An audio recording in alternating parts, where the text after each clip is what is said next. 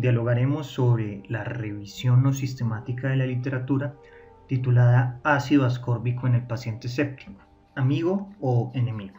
Lo primero que debemos mencionar es que la vitamina C es un nutriente hidrosoluble esencial. Además, posee efectos inmunomoduladores y antiinflamatorios. Y precisamente por esos efectos antioxidantes se ha propuesto como una intervención terapéutica en algunos procesos que son mediados por radicales libres, por ejemplo la sepsis. Esto se remonta al año 2017, cuando se publica el estudio pionero por parte de Paul Marik, un estudio pionero sobre la utilización de vitamina C en el contexto de la sepsis en compañía de tiamina e hidrocortisona. A partir de ello, debido a la sustancial reducción de la mortalidad que él mismo refiere, empieza a incrementarse el interés en los potenciales terapéuticos de este micronutriente. Precisamente a partir de esta premisa tan polémica, realizamos una revisión no sistemática para poder dar una descripción sobre el uso de vitamina C en pacientes sépticos críticamente enfermos. Nuestro objetivo fue sintetizar la evidencia disponible sobre este tema. Para ello, realizamos una búsqueda de revisiones sistemáticas, narrativas, metaanálisis, capítulos de libros y estudios clínicos aleatorizados, al igual que estudios de otra naturaleza, como lo son retrospectivos o prospectivos observacionales. Empleamos las bases de datos PubMed, Lilacs y ScienceDirect desde el año 1968 hasta el 2023 y elegimos publicaciones con resúmenes en inglés, francés, portugués, alemán, español o danés. Posteriormente, los artículos fueron revisados por un comité de evaluación constituido por todos los autores y fueron considerados como relevantes luego de ser aprobados por 2 o más investigadores.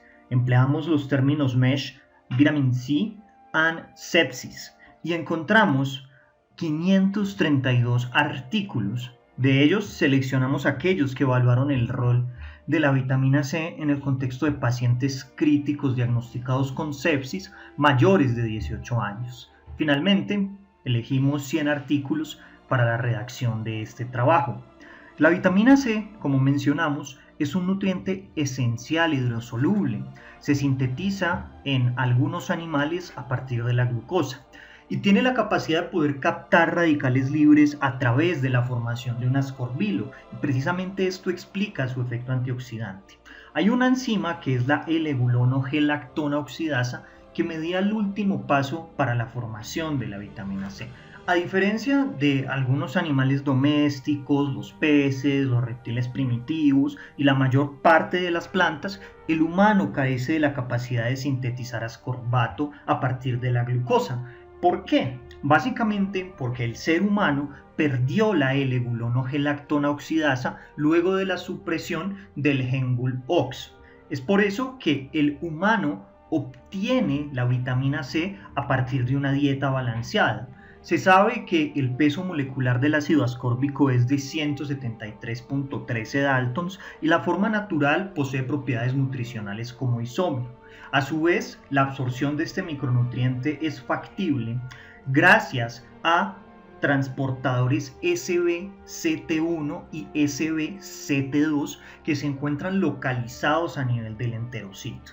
Además, la absorción enteral representa entre el 80 al 90% de la totalidad. Los valores normales de este micronutriente oscilan entre 23 a 114 milimoles por litro. Cuando tenemos niveles inferiores a 11.3 milimoles por litro, podemos hablar de cifras compatibles con una hipovitaminosis, y cuando tenemos valores por debajo de 23 milimoles por litro, estos son compatibles con un riesgo moderado de hipovitaminosis. A su vez, sabemos que el 40% de los pacientes sépticos van a tener valores que son compatibles con escorbuto. Es sabido que la vitamina C se almacena a nivel intracelular, predominantemente en células como los leucocitos. Además, sirve como cofactor de la dopamina beta hidroxilasa, que contiene cobre y facilita la síntesis de dopamina a través del reciclaje del cofactor enzimático BH4. Y precisamente esta reacción cataliza la formación de aminas vasoactivas como lo son la noradrenalina y la adrenalina. También sabemos que participa en la transcripción de genes que son importantes para regular la angiogénesis y la proliferación celular. En pantalla podemos ver los canales de transporte de vitamina C que habíamos mencionado hace un momento. La vitamina C puede encontrarse reducida u oxidada y sirve como un donante de electrones, ya que suministra equivalentes reductores que sirven como cofactores o inhibidores de los radicales. También sabemos que durante su acción antioxidante va a sufrir dos oxidaciones consecutivas de un electrón y esto produce un radical ascorbilo que va a ser un intermediario en una primera fase y luego vamos a producir un ácido dehidroascórbico que va a servir como puente en la segunda reacción. La vitamina C en este orden de ideas tiene varias funciones, como la modulación del tono vascular, la regulación de la función de la barrera endotelial, la ayuda en la síntesis de neurotransmisores y la ayuda a la regulación de la expresión genética.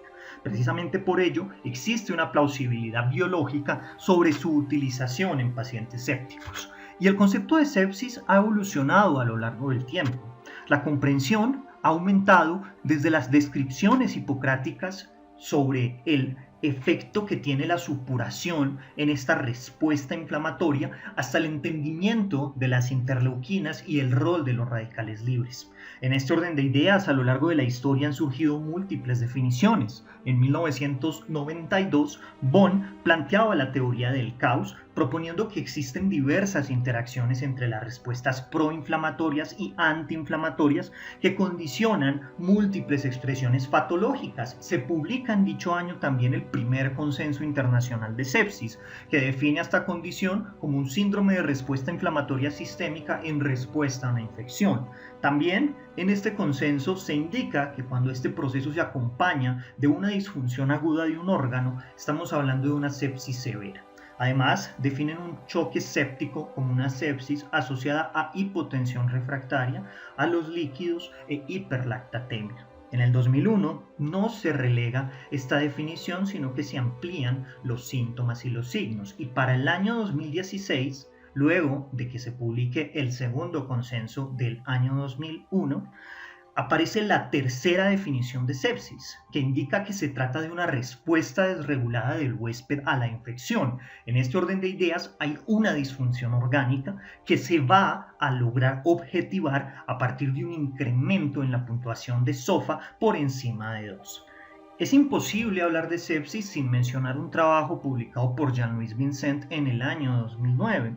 El estudio EPIC-2, que involucró a 75 países y 13.796 pacientes, de los cuales el 51% tenían sepsis confirmada. Además, el origen respiratorio fue responsable del 64% de las infecciones y los cultivos fueron positivos en el 70% de los casos. A su vez, el 62% de los aislamientos fueron por microorganismos gram negativos y el 47% por gram positivos.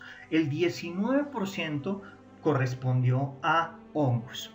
Sabemos que luego de la infección ocurre una respuesta proinflamatoria y antiinflamatoria, que es mediada por patrones moleculares asociados a los patógenos y por patrones moleculares asociados a daño, que se unen a receptores tipo TOL, NOD, RIG o a receptores de lectina de unión amanosa y depuradores, entre otros. Esto desencadena un complejo sistema de señalización intracelular, a su vez conduce a la expresión de genes involucrados en la inflamación, el metabolismo celular y la inmunidad. En este orden de ideas debemos resaltar que los receptores NOD actúan en los inflamosomas. A su vez, se reclutan intermediarios proinflamatorios por la fosforilación de proteínas activadas por mitógenos, que son los MAP, las Janus quinasa o los transductores de señales, y también activadores de la transcripción STAT y, como no, el factor nuclear kappa beta, que también lo vamos a encontrar en la literatura como el NF-κ beta. Todo esto inicia la expresión de genes de activación temprana y potencian la liberación de citoquinas proinflamatorias como el factor de necrosis tumoral, el interferón 1, la interleuquina 12, la interleuquina 18, etcétera, etcétera. A su vez, se liberan quimioquinas para poder reclutar leucocitos y se empiezan a inhibir los componentes de la inmunidad adaptativa. En este orden de ideas, cuando se activan los receptores del sistema inmune innato, se activa el sistema de complemento y se induce la coagulación. Se desarrolla entonces una endoteliopatía séptica que genera trombosis microvascular, y esa inmunotrombosis, que en un inicio tiene un rol protector porque intenta aislar el patógeno, termina ocasionando hipoperfusión. Además, los neutrófilos exacerban este problema al liberar los famosos NETs, que son trampas extracelulares de neutrófilos. Por otro lado, a nivel de la coagulación, vamos a tener un consumo excesivo de plaquetas y un incremento en los factores de coagulación que se va a deber al daño a nivel endotelial y la liberación de factor tisular, entre otros. Además que disfuncionan los mecanismos anticoagulantes. Debemos destacar que cuando ocurre la endoteliopatía se alteran las uniones estrechas y la función de la caderina E. Además, vamos a tener un compromiso a nivel del glucocálix y esto nos va a desplazar el punto J y va a extravasar los líquidos. Esto se puede entender más a fondo cuando se analiza la ley de Starling modificada. También sabemos que cuando se activa el sistema de complemento ocurre hemólisis que lleva a anemia, disminuye el contenido arterial de oxígeno y por ende va a alterar el aporte de oxígeno. Entonces el organismo va a intentar yugular la respuesta inflamatoria a través de linfocitos T reguladores. Todo esto termina por llevar a que los fagocitos, como los macrófagos, empiecen a adaptar unos fenotipos antiinflamatorios con el objetivo de promover la reparación tisular. Resulta muy interesante que a nivel del sistema nervioso central se activa un reflejo neuroinflamatorio. Y esto se debe a aferencias del nervio vago. A su vez, esto activa el nervio esplénico a nivel del plexo celíaco y estimula la liberación de noradrenalina y acetilcolina. Y esta acetilcolina actúa a nivel de receptores colinérgicos alfa 7 a nivel de los macrófagos y suprime la liberación de citoquinas inflamatorias. Aumenta entonces la apoptosis de los linfocitos TSD4, de los linfocitos B y de las células dendríticas, lo que lleva a inmunosupresión. Es por eso que podemos hablar de que el paciente séptico se encuentra en un estado de inmunosupresión en el contexto de un estado proinflamatorio, obteniendo lo peor de ambas condiciones. También se va a empezar a promover la síntesis excesiva del óxido nítrico a nivel del endotelio, lo que va a llevar a una vasodilatación marcada con una vasoplegia y una hipotensión refractaria. En este contexto, el azul de metileno ha encontrado una utilidad terapéutica. Resulta que la sepsis es una enfermedad heterogénea, no se trata de una condición estereotipada, y esta variabilidad de espectros clínicos termina por condicionar la hipótesis que algunas poblaciones de sépticos podrían beneficiarse según sus características clínicas, paraclínicas e incluso genotípicas, como cuando hablamos del concepto de endotipus, se podrían beneficiar de intervenciones terapéuticas específicas, intervenciones que podrían no tener los mismos efectos en otra población con diagnóstico de sepsis. Vamos a poner un ejemplo, la proteína C recombinante humana. Ha tenido unos efectos muy variopintos en la literatura, en los estudios clínicos iniciales y posteriores, y esto llevó a su descontinuación en el mercado. Pero posiblemente, como indican algunos datos y algunos metaanálisis, podría resultar beneficiosa en mayor medida en pacientes con algunos subtipos de coagulopatía. Todo esto se plantea en algunos estudios, como lo son el Seneca y el trabajo publicado por Cerebuil sobre fenotipos de seguridad en el año 2022. Sabemos entonces que la vitamina C se ha empleado con resultados positivos en modelos animales experimentales de sepsis. Sabemos también que los radicales que se producen en la sepsis generan daño a nivel de las proteínas celulares y el ADN. Por lo tanto, en teoría, la vitamina C es el antioxidante humano por excelencia. Puede perder átomos de hidrógeno fácilmente y fisiológicamente participa en la reparación tisular, la inmunomodulación, la captación de elementos oxidativos, la síntesis de péptidos, la síntesis de catecolaminas y también sensibiliza los receptores adrenérgicos a las catecolaminas y es un cofactor para la actividad de la monooxigenasa y la dioxigenasa, que mejoran precisamente la síntesis de aminas vasoactivas. Tenemos conocimiento, como afirma Carl, que hasta el 100% de los sépticos van a tener una disminución en los niveles de vitamina C. De hecho, se conoce gracias a la publicación del año 2017 de Paul Marik, que lamentablemente en la actualidad tenemos conciencia de que Paul Marik ha sido juzgado por falta de ética en la investigación y alteración de resultados, puntualmente por este estudio retrospectivo y un posterior trabajo de investigación publicado en el contexto de la pandemia por SARS-CoV-2, que la suplementación intravenosa con vitamina C y tiamina podría asociarse con una menor disfunción orgánica y mortalidad. Paul Marik en dicho trabajo, vuelvo y recalco, fue manipulado. Habló de una mortalidad que se disminuía en más de un 20%. Y si bien esto no se ha podido replicar en los estudios clínicos aleatorizados a gran escala, algunos estudios clínicos aleatorizados más pequeños, algunos estudios observacionales, otros trabajos retrospectivos y algunas revisiones sistemáticas y metaanálisis han tendido a afirmar que la utilización de vitamina C podría asociarse con una disminución en la falla multiorgánica y en la dependencia a vasopresores. En pantalla vemos varios estudios que se han publicado sobre el tema, como el Citrisali, el Vitamins, el Orange, el Axe, el Latex, el Victas, el Lovet, sus años de publicación y los resultados que se obtuvieron, encontrando que en el Lovet la utilización de esta incrementó la mortalidad, mientras que en el Citris Ali hubo una mejoría. En el Orange hubo una mejoría en el tiempo de vasopresores.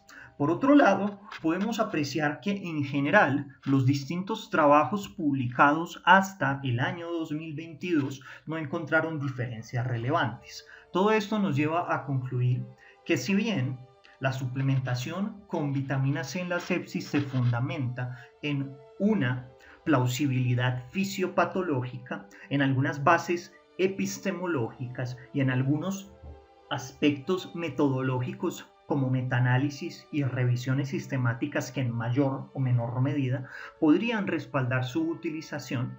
En el momento no tenemos una evidencia sólida para justificar su uso indiscriminado. Podría servir en algunos fenotipos o subfenotipos, si prefieren quedarse con este término planteado por Jean-Louis Vincent en el año 2024. Podría llegar a ser útil, pero esto solo lo dirá el tiempo.